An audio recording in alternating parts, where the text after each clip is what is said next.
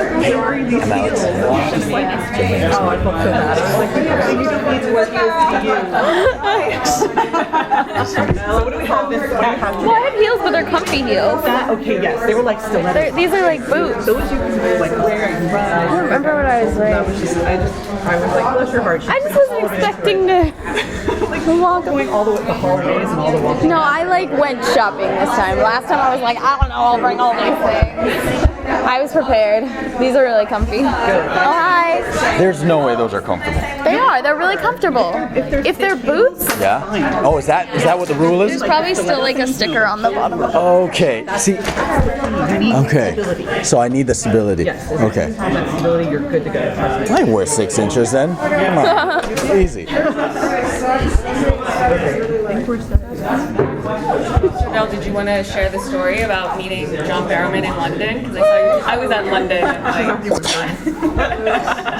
Well, I didn't meet John Barrowman in London. I met John Barrowman at the Saturn Awards. Oh, okay. Yeah. So yeah, I went to the Saturn Awards. I was nominated and I was presenting an award, and John Barrowman was hosting it, and I pretty much died. Fangirling in front of everyone. This is great. I wore my TARDIS dress. It's like this fancy poofy TARDIS dress, and I was like, I am gonna wear this, first of all because I love it, and second because I know that if I meet John Barrowman, he is going to love it.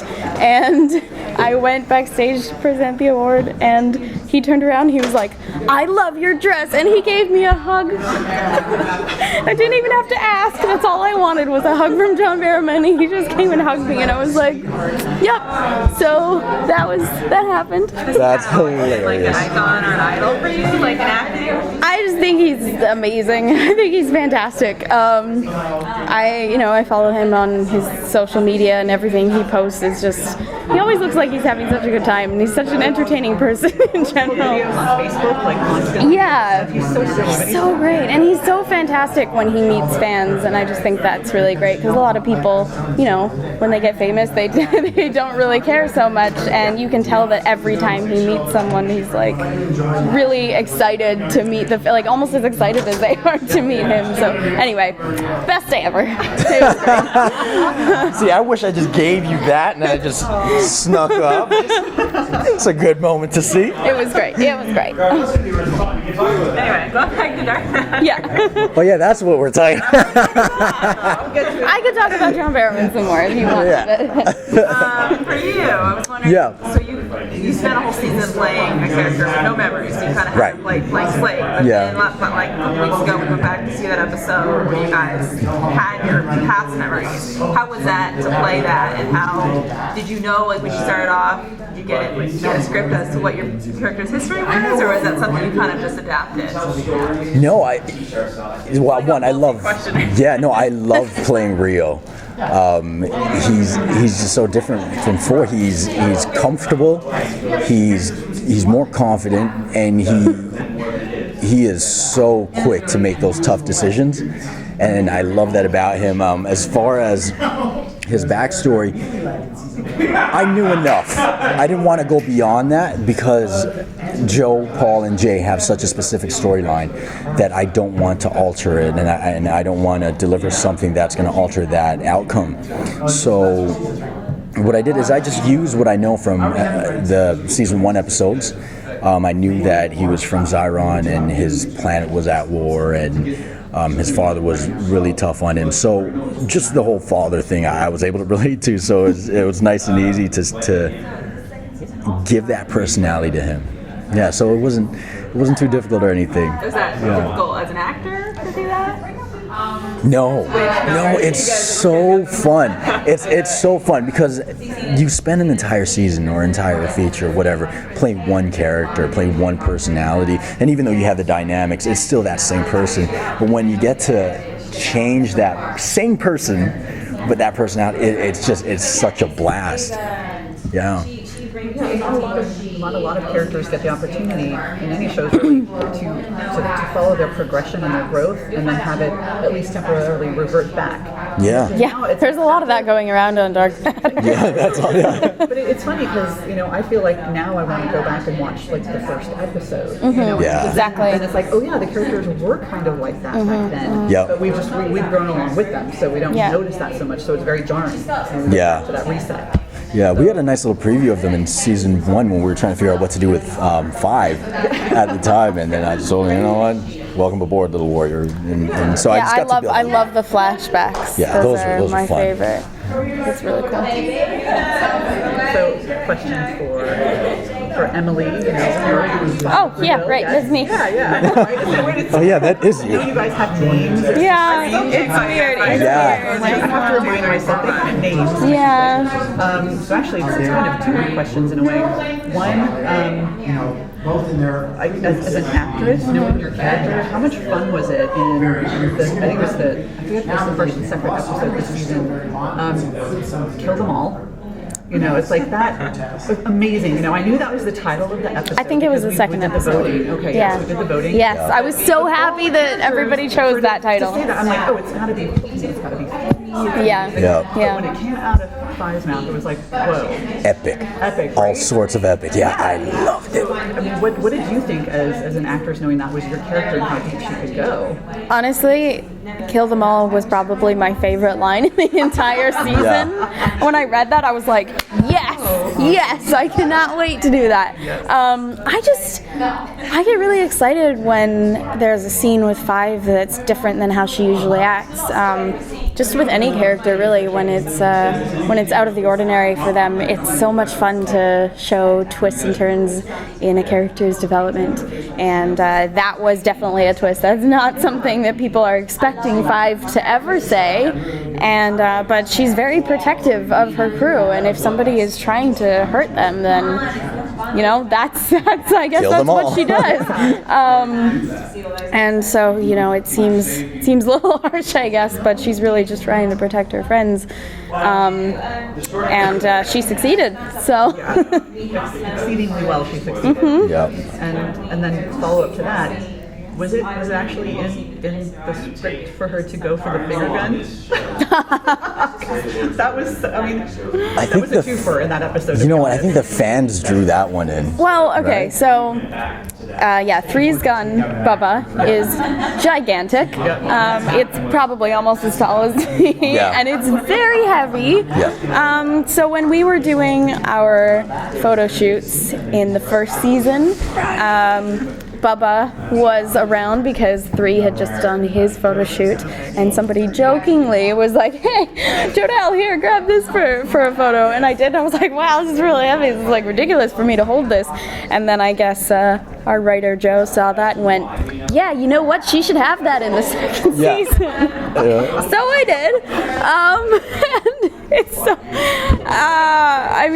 I guess it looks okay on camera, but every time that we cut, I was just like, "Oh my god, it's so heavy!" Yeah. It's really awkward for me to carry it. Anyway, but yes, it was. So it was in the script. That was, I guess, an idea that Joe had when we were doing the photo shoots in the first season, and he decided right then and there that in season 2, 5 would have Bubba for at least a short period of time. And just to let you know how heavy it is, so Anthony is about 6'1", 6'2", and after every take he needs a breather. It's like, it feels like a real Well, if you're gun. holding it up, especially, I mean. Yeah, so when I heard of her coming to carry Bubba, it was just like, oh, good luck. I could barely do it. Yeah, but she killed it. She killed it. She did it so well. Oh, thanks. It's just kind of like one of those aim and fire. Because, Yes. that thing, Oh, yeah. like, no precision necessary. Yeah. Yeah. But it doesn't kill. So I was just like, what this big gun? And it just does that. It was such a, softy or, Yeah, this is true. the Yeah. man with his big gun, right? Doesn't even kill him. Yeah. So how do you think both of your characters in the long run are going to be affected by one step, like kind of your quest for vengeance, so to speak? I mean, there are some people on the ship that were closer to one than others. I mean, obviously, 2 was pretty close to him at some point, so that's it's going to affect all of us, really, though. Just some of us more than others. I don't think anybody is, everybody's sad about it. Everybody wants to find out what happened, but I don't know if 5 is so much with the revenge, or maybe she is. Who knows anymore with 5? It's true. It's true. But I think 4 is probably. No, you know what? 4, I think between the death of 1 and the betrayal of 6, it was more of a blessing for him because he got to realize who he can actually trust. Yeah. And that's a big deal for him, right? Waking up in jail and seeing that 2 and 3 were in there with him. That's he knew, okay, cool, I can trust those 2. And as far as 5, we all love her. We will go to the death for her. And the android, how can you not love the android? You know what I mean? So yeah, so those 2 occurrences, as terrible as they were, they were a blessing for him. Yeah, but with that loss, we gained a few new crew members, and they've been awesome so far. People loving them, so it's been great. Yeah. Are we gonna get some more sword fighting? Yeah. Always. It was a little short-lived after 5 came in and just said, "We're wasting time, gotta go." Yeah. We're like, "Oh, Bubba is so much more efficient. Yeah. I got to say 3 is right. He said in the first season we had that little debate between sword and gun, and after that Bubba scene, I was like, okay, yeah, maybe the gun is a bit better. But the sword has been quite absent. Like the last episode, he was all gun, no sword. So we will see more sword fighting, but I think he's realized the efficiency of the gun. I think so. We don't want to lose that skill. Yes, no. It's too much fun too. I would fight for the sword. Yeah. And the choreography and everything, that's a skill too. Yeah. It's super fun to play. Yeah. Well, since we're talking about the sword, so your character's Japanese, Yeah. and you are not Japanese. Right. So, speaking as somebody who is Japanese, like Yeah. when you finally see a character that does potentially represent the culture, and then you see a sword, you kind of get the mixed emotions. What is this material about to be? So, Yeah. what was your approach to playing that culture, and to maybe avoid teetering into Right. And outdated imagery? Well, when I first got the part for I actually had a samurai bun. And they didn't want to do the cliches, right? And I totally agree. So I was like, okay, cool, let's just shave it all off. As far as the culture, it's something that I've always respected. Because of their approach to so many things, especially honor. And playing a Japanese influenced character, it's been quite the ride. And he's not actually Japanese, even though it's heavily Japanese influence, because I spoke to Joe about this and I was like, look, how are we playing this? And he was like, one, it's the future, so, and 2, it's sci-fi, so there's a much more diverse culture, and that's something I think our show does so well, and we tackle diversity so well between the women characters that we have, who are so strong, and they don't clash with each other. They actually work as a team. I think we fight that cliche nicely. I think with 6 playing such a diplomatic person, we tackle that nicely, and with the whole the fact that we even have an Asian as a lead role in the TV series, I think that's so important. What's that? We have 2, yes, exactly. One is a woman, so it's we have such a diverse show, and I think we tackle that issue so well. Yeah. That's true. In the future, like you said, it's not even, because I'm a fan of Japanese culture. Yeah. So I can relate to Joe and a cameo and that whole thing. Yeah. So I know he would bring it. He has a respect for it. Obviously. Absolutely. Oh, he absolutely does. Yeah. Yeah. So I was curious about that too, but I think he's done it well because your instinct is to go, oh, that's totally Japanese, but there's just enough subtle variation in it that it does feel like it's been diluted through time. Yeah, I don't think they ever say specifically. Yeah, no. They don't, you know, No. it's just you kind of, it's that imagery of it, you know, but I appreciate the fact that he's done that. Like the character's Japanese. There's no reason for you to have a Japanese name if it's not a Japanese character. Yeah, no, it's certainly Japanese culture influence. Right. And you know, like it was just one of those roles where I came in and I delivered the performance that they wanted, and so they went with me. And if you see Zyron, you see the people who are more Chinese, who look Filipino, who look Hawaiian. We have African Americans as part of the Royal Guard. We have Caucasians as part of the Royal Guard, and that goes throughout the entire universe. So I think this whole segregation topic of giving such specific stereotypes that we're feeding into by tackling these issues that way, I think it's not allowing TV and film to progress further. Because if we keep tackling it like, hey, you're not Japanese, but you're playing Japanese, this is not right.